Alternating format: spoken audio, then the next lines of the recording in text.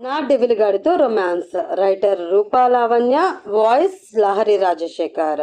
మాయా పూనం రూమ్కి వచ్చాక ఇక్కడ ఉన్న నర్స్ వేరే వాళ్ళకి కాల్ చేసి ఏదో చెప్తుంటే పూనంకి వాయిస్ వినిపిస్తుంది కాబట్టి చెప్పిందంతా విని షాక్ అవుతూ తెగ టెన్షన్ పడిపోతూ ఉంటారు పూనం.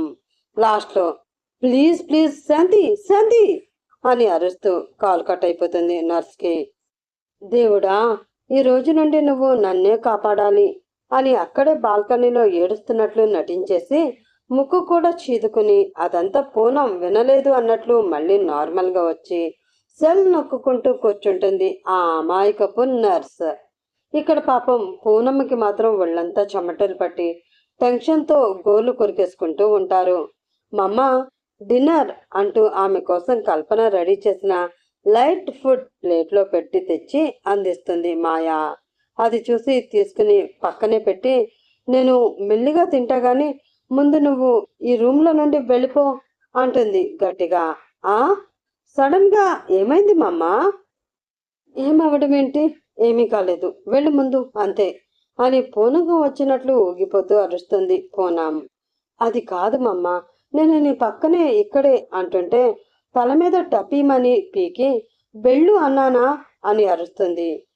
మమ్మా, వెధవ నాటకాలు వేశావంటే ముక్కు చెవులు పిండేస్తాను శామ్.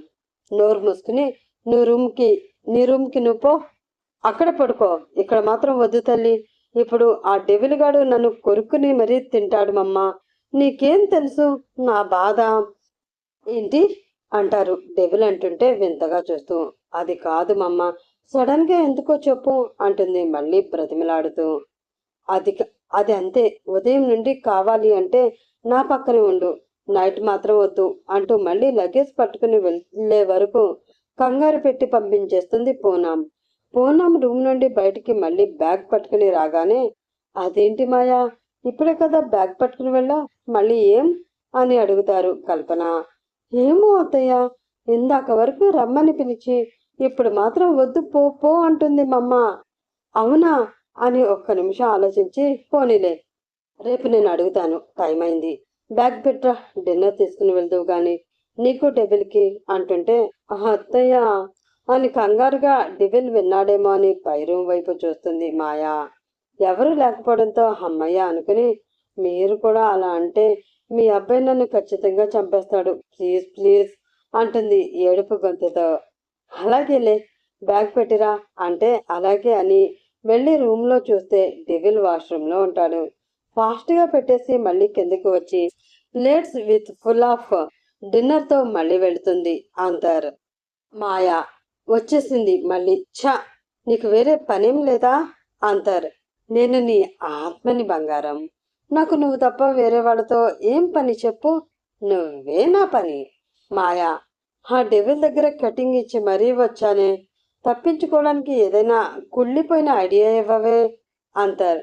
కుళ్ళిపోయినా అంటే ఫ్రిడ్జ్లో ఒక కుళ్ళిపోయింది ఉంది, మొన్నెప్పుడో చూసా, తెమ్మంటావా?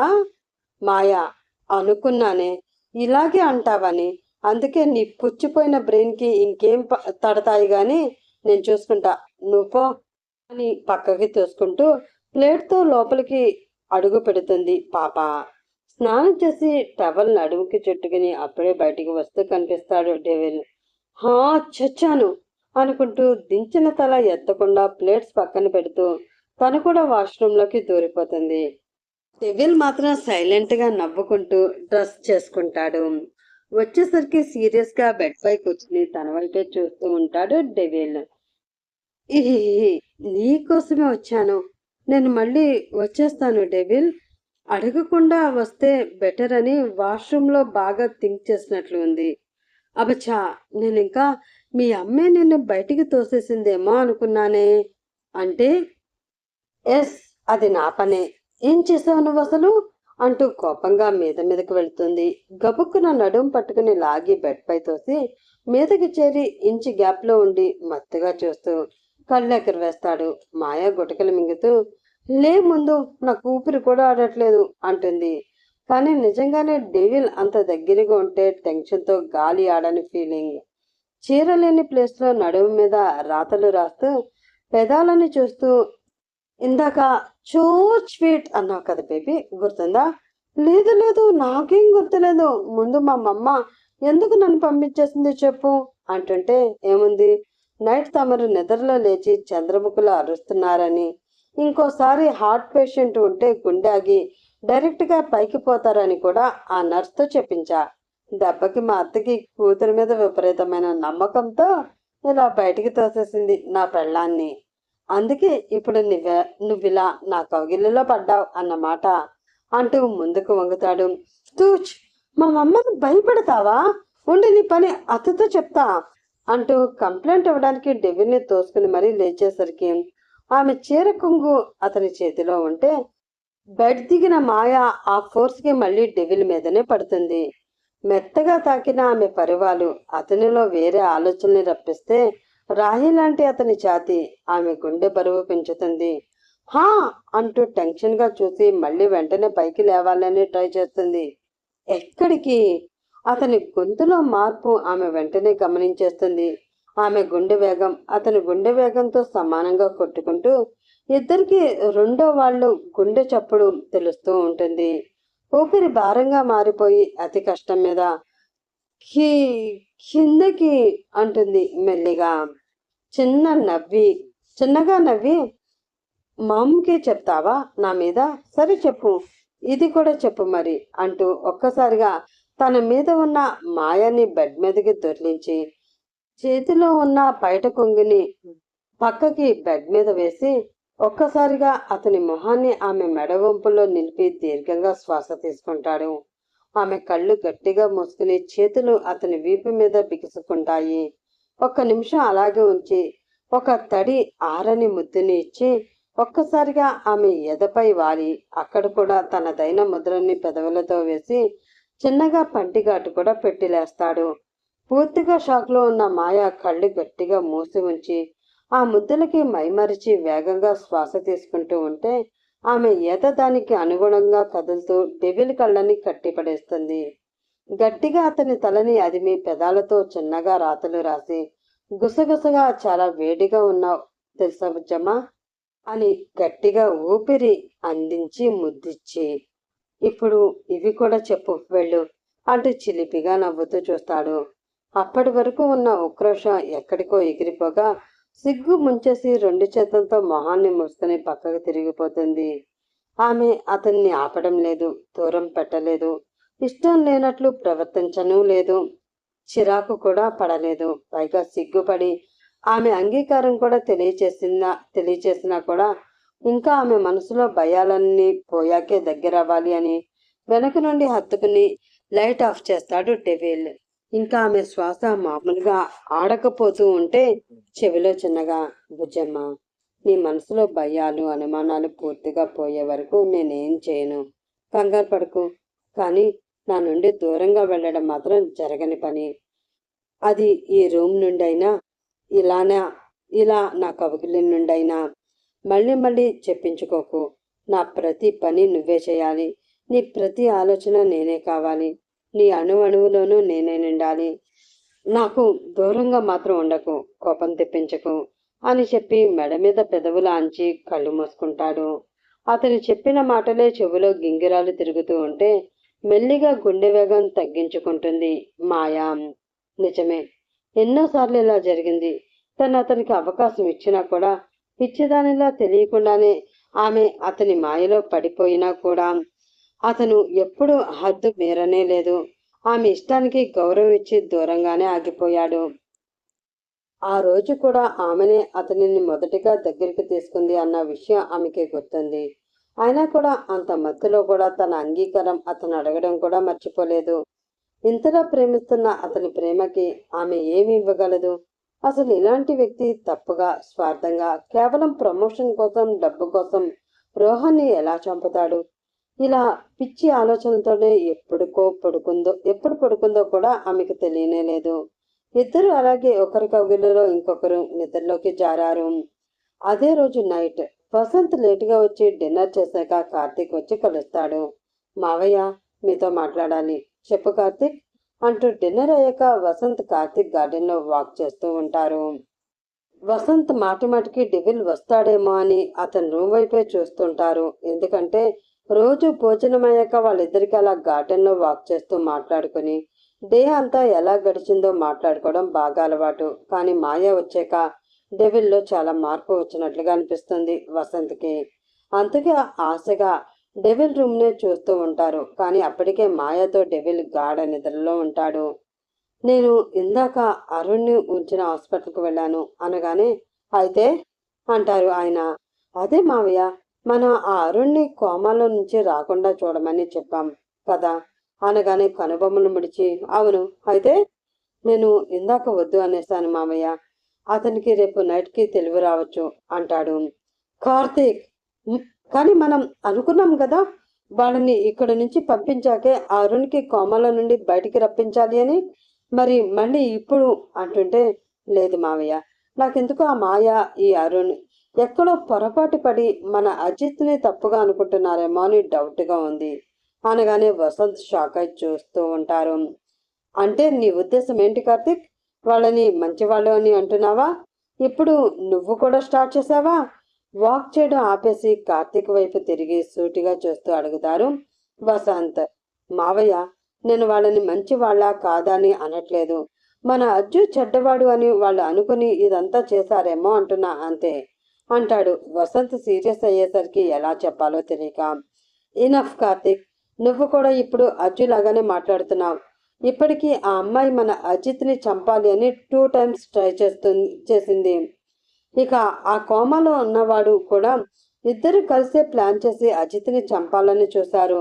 ఇంత క్లియర్గా వాళ్ళు ప్లాన్స్ కనిపిస్తున్నా మీరంతా ఇంకా దేనికోసం వాళ్ళకి ఛాన్స్ ఇద్దామని అడుగుతున్నారో నాకు అర్థం కావడం లేదు. అసలు వాళ్ళిద్దరు ఇంకా ప్రాణాలతో ఉన్నారు అంటే మెయిన్ రీజన్ అర్జునే. అది నీకు కూడా తెలుసు. లేదంటే అసలు నా వారసుడు, నా ఒక్కగానొక్క కొడుకు, టోటల్ నా ఎంపైర్కి ప్రిన్స్ అయిన అజిత్ని చంపాలని చూస్తే నేను చూస్తూ ఉంటా అనుకున్నావా అంటూ గట్టిగా అరుస్తుంటే ఆ అరుపులకి ఇంట్లో వాళ్ళు ఎక్కడ వచ్చేస్తారో అని, మావయ్య కూల్ అంటాడు కార్తీక్. నో కార్తీక్, నువ్వు నాకు సపోర్ట్ ఉంటావు అని ఆశపడ్డాను. ఇంకా చాలు, నేను డీల్ చేసుకుంటాను. ఏం చేయాలో నాకు బాగా తెలుసు. ఒక పెళ్లి చేసుకుని మొగుడు పోయి నా కొడుకుని మోసం చేసి వచ్చి ఇప్పుడు తనని చంపాలి అనుకుంటున్న ఆ పిల్లకి వాళ్ళ అన్నకి ఏం చేయాలో అదే చేస్తాను అంటూ కోపంగా అక్కడి నుంచి వెళ్ళిపోతారు వసంత్. కార్తీక్లో భయం మొదలవుతుంది. అక్కడ డెవిల్ చూస్తే మాయ మీద అంత ప్రేమ పెంచుకున్నాడు. పైగా మాయ కూడా మంచిది లాగానే ఉంది. ఇక్కడ మావయ్య చూస్తే ఇలా అంటున్నాడు. ఏం చేయాలో అని ఆలోచిస్తూ అను పిలిస్తే మళ్ళీ లోపలికి వెళ్ళిపోతాడు కార్తీక్. నెక్స్ట్ డే అలారం సౌండ్కి మెల్లిగా కళ్ళు విప్పి చేసింది మాయా. కళ్ళ ముందు తెల్లగా మెరుస్తున్న ఛాతీ, పోలీస్ కాబట్టి ఫిట్గా ఉన్న బాడీ. కొంచెం కళ్ళు పైకెత్తి చూస్తే తనకి కూడా అలారం సౌండ్కి మెలకువ వచ్చి ఏం చేస్తుందో చూద్దామని చూస్తున్న డెవిల్ తననే చూస్తూ నవ్వుతూ కనిపిస్తాడు. అప్పటికి కూడా ఆమె అతని మీదే ఉంటే అతని చేతులు మాత్రం ఆమెను పూర్తిగా చుట్టేసి ఉంటాయి. గబుక్కున దూరం జరగాలి అని ప్రయత్నిస్తుంది. కానీ అతని పట్టు ముందు ఆమె బలం సరిపోక ఇంచు కూడా కదలలేదు. అలారం ఆఫ్ చేయాలి అంటూ గింజుకుంటూ ఉంటే, గుర్తుందిగా, ఎన్నిసార్లు చెప్పించుకుంటావు, నీ ఆలోచనలన్నిటిలో నేనే ఉండాలి అని నుదుటి మీద ముద్దు పెట్టి, ఈ రోజు నుండి డ్యూటీలో జాయిన్ అవుతున్నా. నేను స్టేషన్కి వెళ్లే వరకు నాతోనే ఉండాలి. నేను వెళ్ళాక నీ ఇష్టం. మీ మమ్మతో ఉంటావో, మీ అత్తతో ముచ్చట్లు పెట్టుకుంటావో, మీ రాజీతో గెంతుకుంటావో, అనుతో దొర్లుకుంటావో అంటూనే మాయాని వదిలి లేచి చూస్తాడు. అప్పటి వరకు మామూలుగానే ఉన్నా మళ్ళీ అలా ఏడిపిస్తూ ఉంటే మూతి బిగించి కోపంగా టవల్ మొహం మీదకి విసురుతుంది. డెవిల్ నవ్వుకుని, గుడ్, నేను ఫ్రెష్ అయి జాగింగ్కి వెళ్ళొస్తాను. ఈలోపు నువ్వు కూడా ఫ్రెష్ అవ్వు అంటూ నవ్వుతూ వెళ్ళిపోతాడు. బాబోయ్, వీడితో చాలా జాగ్రత్తగా ఉండాలి. నైట్ అసలు ఎలా వాడి మాయలో మళ్ళీ పడ్డాను అని తల కొట్టుకుంటూ రూమ్ మొత్తం సర్దేస్తుంది. కాసేపు పోయాక మాయా టిఫిన్ అని కల్పన అందిస్తూ ఉంటే, అవసరం లేదు మామ్, ఇక్కడే తింటాను అంటూ యూనిఫామ్లో టిప్ టాప్గా రెడీ అయ్యి నడుముకి బెల్ట్లో గన్, చేతిలో లాఠీ, తలకి క్యాప్ పెట్టుకుని టక్ టక్ మంటూ షూతో నడుస్తూ సౌండ్ చేస్తూ కిందకి వస్తాడు డెవిల్. వామో, కిందటిసారి కంటే ఇప్పుడు ఇంకా హాట్గా కనిపిస్తున్నాడు మన మొగుడు అంటుంది ఆంతర్. నువ్వు నోర్ముయ్ అని కసిరి టిఫిన్ వడ్డిస్తుంది. గుడ్ గుడ్, ఇలాగే ఉంటే ఇద్దరికి హ్యాపీ అంటాడు గుసగుసగా డెవిల్. పక్కనే కల్పన కూడా ఉంటుంది. హాల్లో సోఫాలో మమత, వీరేంద్ర, రియా, కార్తిక్, రాజీ, బామ్మ కాఫీలు తాగుతూ చూస్తూ ఉంటే ఏం చేసి మాయని పంపించాలా అని మమత ప్లాన్లు వేస్తూ ఉంటుంది. డ్యూటీకి అప్పుడే అవసరమా అని కల్పన అడిగినా, నేను ఇప్పుడు పూర్తిగా ఓకే మామ్, డోంట్ వరీ అని మాయాని చూసి, తర్వాత ఒకసారి కాల్ చేయించమ్మా అనేసి బాయ్ చెప్పి ఫాస్ట్గా వెళ్ళిపోతాడు. కల్పన రాజీ ముందు మాయాని ఏమనడం కుదరదు కాబట్టి కార్తిక్, వీరేంద్ర, వసంత్ కూడా వెళ్ళిపోయాక టైం కోసం చూస్తూ ఉంటారు మమత, రియా. అనుకున్నట్లే పూనంకి మెడిసిన్ వేసి డెవిల్కి కాల్ చేయడానికి వెళ్తుంది మాయా. ఇంకా రియా పూనం రూమ్లోకి దూరుతుంది మమతతో. మమతకి హిందీ రాదు కానీ రియా స్టడీస్ కోసం అన్ని ప్లేసెస్ తిరిగి హిందీ కూడా పర్ఫెక్ట్గా నేర్చుకుంటుంది.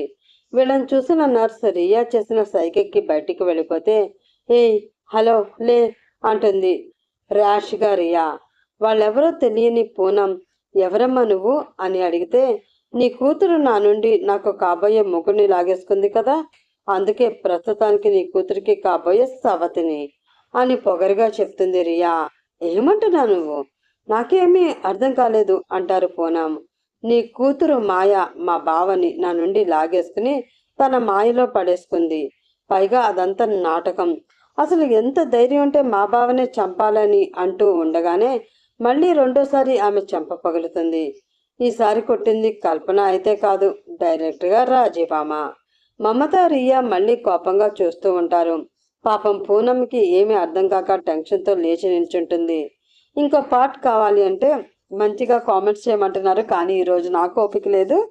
రేపు ఈ మరొక ఎపిసోడ్తో మళ్ళీ మేము ముందుకు వస్తాను. అప్పటి వరకు by bye friends, have a nice day, good night to all.